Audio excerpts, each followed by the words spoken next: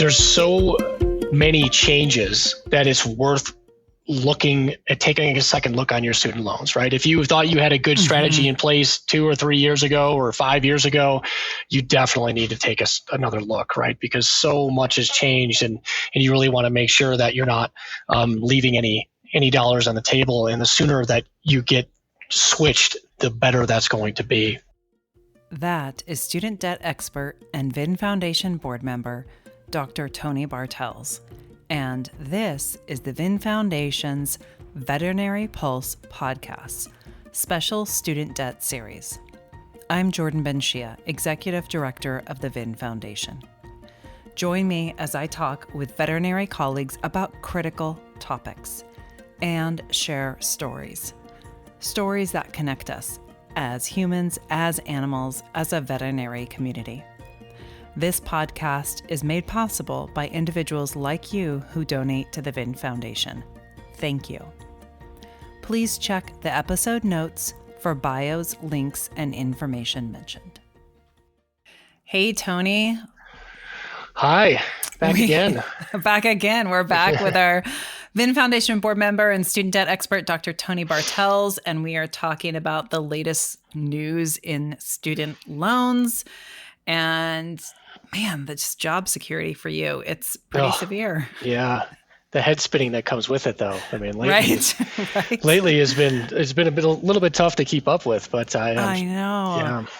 And we've been waiting for the Supreme Court decision, and that's what we're going to kind of kick off this episode with today, is diving right in to the Supreme Court decision that came down on Friday about student loan forgiveness, and then the subsequent response from the Department of Education and all the other details that we have been learning about, and Tony and team have been digging furiously into to try and pull out all of it and hopefully make sense of it. All right, let's dive right in, Tony. What was the decision from the Supreme Court on Friday, in case, people are not aware, or at least hopefully you can give us your view on it? Yeah, so we've been waiting for that for a while, and they waited till the absolute last possible day to release that decision, and they ruled against the Biden administration's one-time cancellation that would have offered up to $20,000 of student loan forgiveness, if $20,000 for those people that received a Pell Grant, and up to $10,000 for those who had not, as long as they met certain income thresholds. But all of that is kind of moot at this point, right? So there's no, the Supreme Court just said that was, too much to do through the executive rulemaking process, and that they were going to have to, Congress was going to have to authorize that essentially. So there will be no one-time cancellation, at least as it was outlined previously. And what was the Department of Education's response? Yeah, so they claim to have been shocked. I don't know that they were terribly shocked, because it looked like they had quite the backup plans ready to go. They disagreed with the Supreme Court's decision. That's fine. But ultimately that's kind of the last say on that particular issue. But it did set in motion a whole host of plans going forward. So they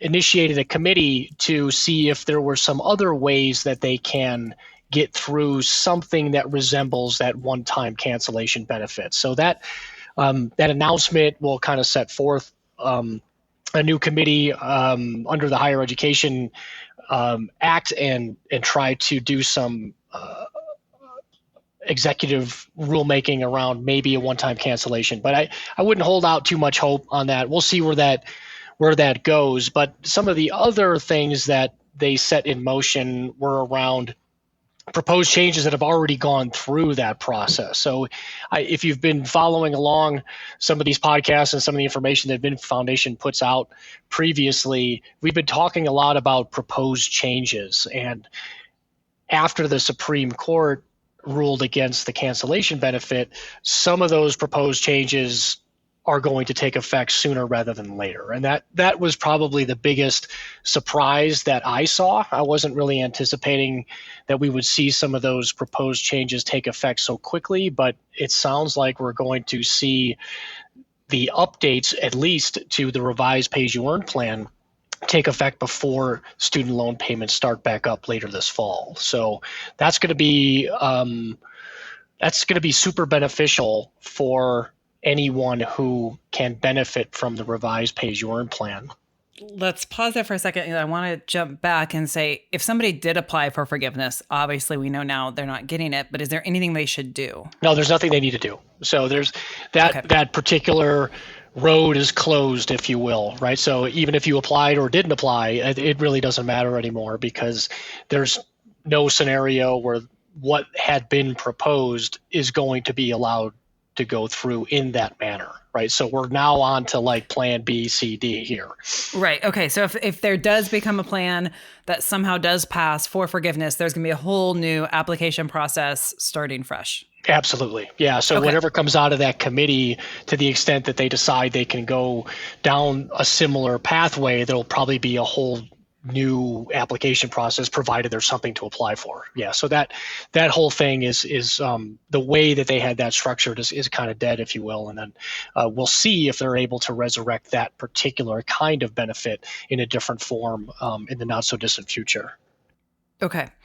So now we've been hearing about these changes to repayee, and you sort of alluded to it. And so let's talk about this introduction of what, we're hearing the word save. And so help our audience understand, what is save? Is this replacing repayee? How does this work? Exactly. So yes, so they gave it a new name, which is great, because the name that we had been going with, we were calling it revised pay-as-you-earn, which was kind of silly. So thankfully we can give it its official name, which is called, it's under the acronym SAVE, and I'm trying to find what that actually stands for here. The Saving on a Valuable Education, SAVE. So that's going to be what repay is known as going forward. So anybody who's currently using repay will automatically be enrolled in this SAVE program, and anybody who is interested or would benefit from it can apply separately. It's an income-driven repayment plan, so you would apply under the income-driven repayment section on the studentaid.gov website, and you would apply for either repay or save. When I looked today, I didn't see that they had the save language in the income-driven repayment application just yet, but I imagine that's probably coming soon. So you can think of repay, revised pay-as-you-earn, and save as pretty much the same plan. Okay. And we'll put links to everything that we know now in the episode notes, as always, so you guys can check it out. All right. So we've got no forgiveness. We've got a new plan, save, and we're also hearing a lot of dates, right? So let's go over the important dates that borrowers need to know now.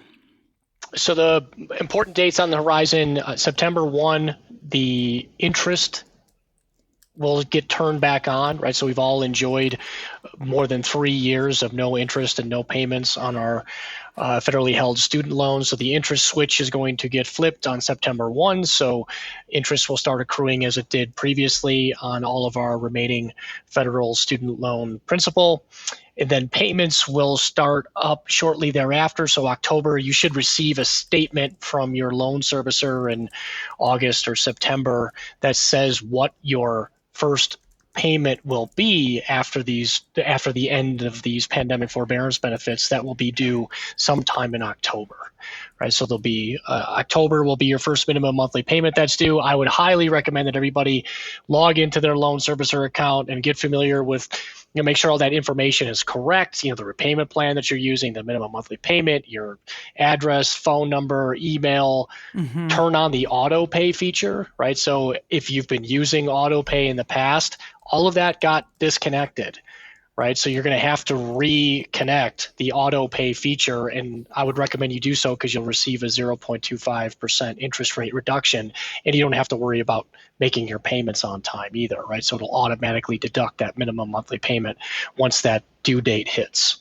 Yeah, that's a really good suggestion. It's always making sure that your contact information's up to date. So if they are reaching out to you, then you're hearing it. And the auto pay is another huge benefit. Okay, there's also another date that we've had in our emails and we've been talking about, but December 31st. So let's talk about that. December 31st. Yeah. So, and probably the benefit that got the least press is the one-time forgiveness count adjustment. And if you've, again, been following these along, or you've read any of the information that we publish on the foundation site, this is the biggest benefit of all of them, and that's still in place. It wasn't impacted by the Supreme Court decision. This is an entirely different benefit that was put forth, and essentially they're going to go back in time, and any amount of student loan time and even some deferment and forbearance time will be credited as if your loans were in repayment, and that time will be counted as forgiveness eligible time. So a lot of our colleagues have had some really interesting pathways to and through veterinary school, where you've had some loans from undergrad, maybe a few years off before you went to veterinary school, and then been in repayment, maybe using a variety of different repayment plans after you graduated veterinary school. All of that time, at least the time that's not spent in school, can be considered forgiveness eligible, right? And we'll find out what that count adjustment number is sometime next year. Right now, some of you that have older loans, this is really beneficial for those of you that have older loans. So if you graduated veterinary school, 2014 or earlier, you might have some older school loans that might not have benefited from a lot of the newer income-driven repayment plans. If you consolidate those loans, you can still get the past repayment time credit as forgiveness eligible. Right, it won't reset the clock, even if you include other loans that do have some forgiveness time. That consolidation will make your loans eligible not only for the one-time count adjustment, but also for this new version of repay, aka save, that's going to be more beneficial going forward. Right, so there's a little bit of an intersection between some of these older and newer benefits, but if you want to have your loans considered in the one-time count adjustment, and you could possibly transfer some older repayment time onto your newer loans by consolidating them, you have to consolidate them before December 31st, or you have to apply for consolidation before December 31st, right? But I wouldn't wait until the last possible day. It's going to be better to consolidate your loans sooner rather than later, particularly after interest starts, right? Because once interest starts accruing again, when you consolidate your loans, they'll take whatever that interest is and they'll add it to your principal. So if you do it now before interest starts back up, you'll avoid some of that additional interest capitalization as part of the consolidation process. Okay. And then the next thing, and that's, we're going to, again, we'll put all these links, but another date that we keep hearing about is your IDR anniversary date. So people might be wondering, when is the income-driven repayment renewal date going to happen? Yeah, this is part of what I call the student loan physical exam, right? So if you want to know what's going to happen come October, or if you want a head start on knowing what your minimum monthly payment is, you can go get your student aid data file from studentaid.gov and then upload it into the VIN Foundation My Student Loans tool. And if you're using an income-driven repayment plan, you're going to have an anniversary date or an income-driven repayment recertification date. Those dates have been pushed significantly forward because of all the extensions to the pandemic forbearance benefits. Nobody has been required to renew their IDR information during the forbearance period, and nobody will be required to provide additional income information until at least after February of 2024. So if you have a very favorable minimum monthly payment under an income-driven plan now, leave it. Right? You want to keep that payment as low as possible for as long as possible, because that's more favorable if you are on a track to reach forgiveness. So you want to see what that anniversary date is. If you see a date that's in the past or one that's between now and the end of the year, you can pretty much add a year to it until you get beyond February 2024. right? And that will be your next anniversary date, the next time you're actually required to provide updated income information to have your payment adjusted. Now, a couple of caveats there. If your income has decreased, right? So if your current income would produce a minimum monthly payment that's lower than what you see in that file now, then you can provide or should provide updated income information so your payment is lower when payments resume and your first payment is due in October, right? So if your payment would be lower because your income has decreased since the last time you renewed, then go ahead and update that before payments start back up again. If you're already using REPAY, when payments start back up in October, you won't need to do anything and your payment will automatically be decreased, because the way the new version of REPAY, aka Save, is going to work is that it's going to subtract off a larger living expense allowance in the discretionary income formula, so you'll have a lower monthly payment compared to what REPAY generated previously. And you don't need to do anything for that, right? If you're already using REPAY, the Department of Education is saying that you're going to be rolled into this Save program and your payment will be automatically adjusted based on that new discretionary income formula, which means it will be lower than it was previously. So if you're in REPAY, you will be automatically enrolled and sort of rolled into Save, Saving on a Valuable Education Plan, right? And there's nothing anybody needs to do for that. Correct. Okay. And okay, gosh, there's so much to think about. Now, one more thing that as we're getting really close to payments starting again, we have been saying that, this is really the best time to not make payments and save your money. Now we're about to start payments again.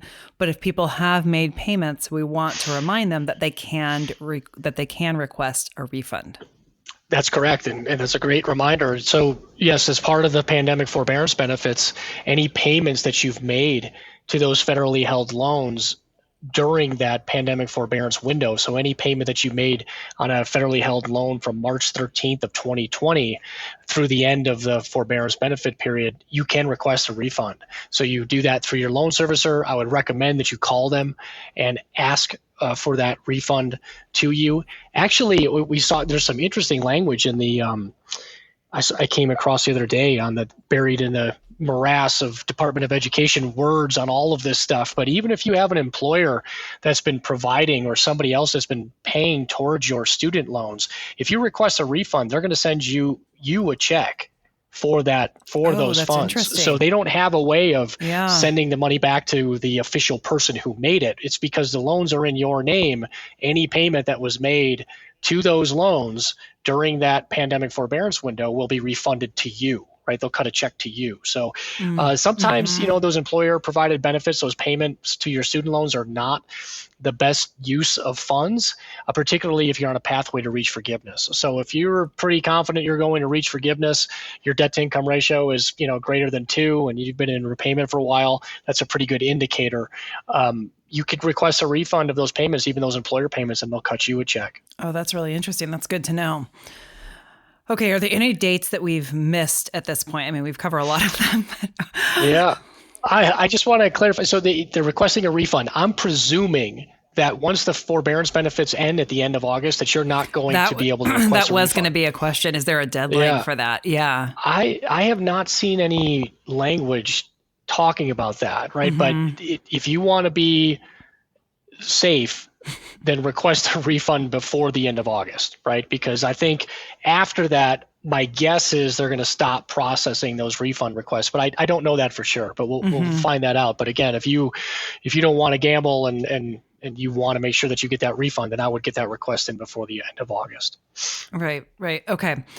We've gone through a lot already, but what other important changes do borrowers and our audience need to know about? One to just kind of stick a pin in as part of the proposed changes. So not only were they going to update REPAY, which is going to happen before payments resume, but they're also going to phase out pay as you earn. Now we did get the date on that as well, which is July 1st of 2024. So it's kind of nice that you actually have this staggering of we're going to have the new version of Repay, what's going to be known as Save, is going to take effect as payments start back up. But you've got another year to decide on whether or not you want to maybe stick with Repay or stick with Pay as you earn before Pay gets phased out. So Pay as you earn is going to get phased out. If you're using it when those changes take effect, you can keep using it, right? But after July 1st of next year, if you're not using Pay as you earn and you're eligible for it, you won't be able to get back into it or to select it as a repayment plan. So it's something to just kind of stick on the horizon for now. But for those of you that are either using Pay as you earn and are like, ooh, maybe I want to try this new version of Repay, you could do that for a year, because we also had another date for you on July 1st, the capitalization of unpaid interest has gone away, right, in most cases. So if you switch from a plan like Pay as you earn to Revise Pay as you earn, and then maybe back from Revise Pay as you earn or Save to Pay as you earn, there will be no unpaid interest capitalization, right, in that scenario. Now, if you are using the older version of IBR, which I know a lot of you are, because that was a better plan for you than Revise Pay as you earn was, some good news, bad news. The changes to Revise Pay as you earn will allow you to separate your income from your spouse when you're married, which is a huge improvement to Repay. So you can have a lower monthly payment, still have the payment calculated only on your income if you're filing your taxes separately from your spouse. But unfortunately, when you switch from income-based repayment to any other plan, if you have any unpaid interest, it's going to get capitalized.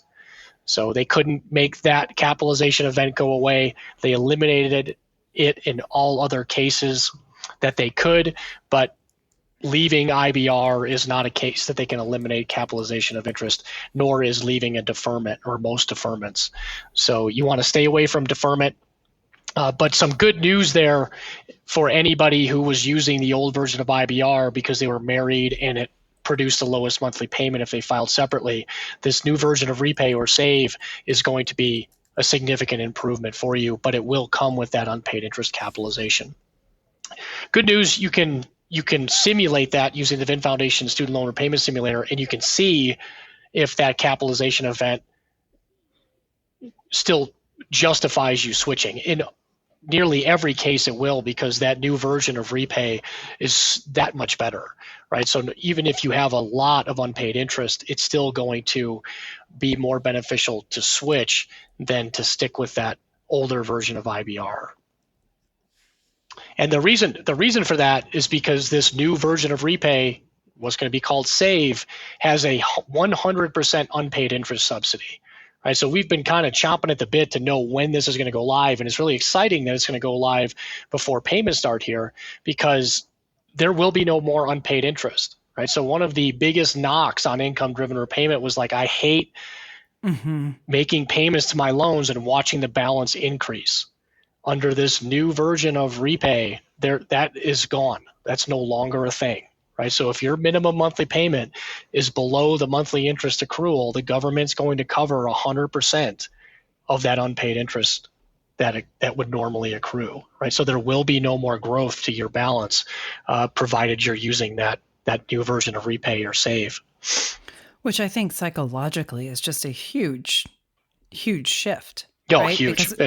Huge benefit. I mean, yeah, that's a huge benefit for people, because I think that's, what is it that you call it? The statement syndrome? Traumatic statement syndrome. Yeah. That was one of the worst parts of income-driven repayment, is that you'd make payments and you'd watch your loan balance increase. And there was always, and because of the way these plans have evolved and the timing, and it's a lot of it doesn't necessarily make sense, but there was always a really large group of folks who were married, and for them, that older version of IBR was their best repayment plan. It's nice for them to have some relief through this new version of Repay, right? So that part is going to be huge, but it's going to take a lot of communicating and trying to reach out to those folks, because for so long we had been telling them, look, you're just kind of stuck here until there's something better, and now there's something better. So that's good. Right.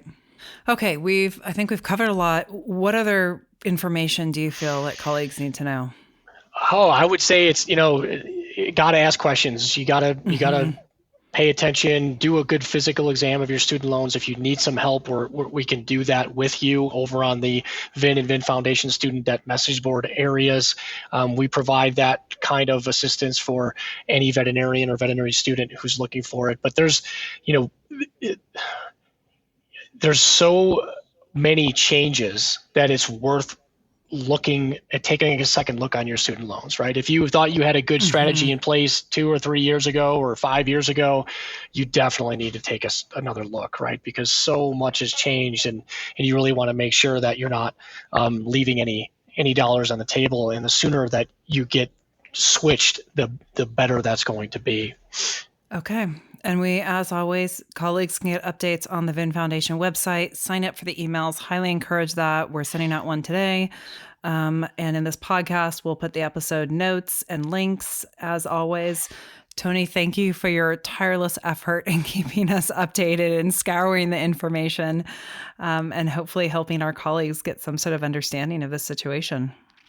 Great. Well, thank you. And please, be patient with us as we try to keep updating all of the information we put out there with all the changes too. I mean, I know the simulator still has repay in there, but we're going to try to get it switched over to save. And I've been trying to update a lot of the blog posts and content that we have to reflect all of the changes that have been made, but it'll take a little bit of time to get through all that. So if you notice something that doesn't maybe sound quite right, that's what's so great about these podcasts, right? So we can put this information out there as we know it right now. And if you see something on the website that doesn't quite jive, just please ask. That'll help us to find find that content that we need to update faster. Yeah, please reach out. We're always, of course, always ways that we can improve. You can email studentdebt@VIN Foundation, or just reach out to us in the various ways that we give you links to, and let us know how we can improve that or what information needs to be updated. Thank you so much, Tony. Yeah, thank you. Thanks again for having me, and I'm sure we'll be back soon. Not too long. Well, thank you, Jordan. Thanks. Yep. Thank you for joining us for this episode of the Veterinary Pulse. Please check the episode notes for additional information referenced in the podcast. If you enjoyed this podcast, please follow, subscribe, and share review. We welcome feedback and hope you will tune in again. You can find out more about the VIN Foundation through our website, vinfoundation.org, and our social media channels. Thank you for being here. Be well.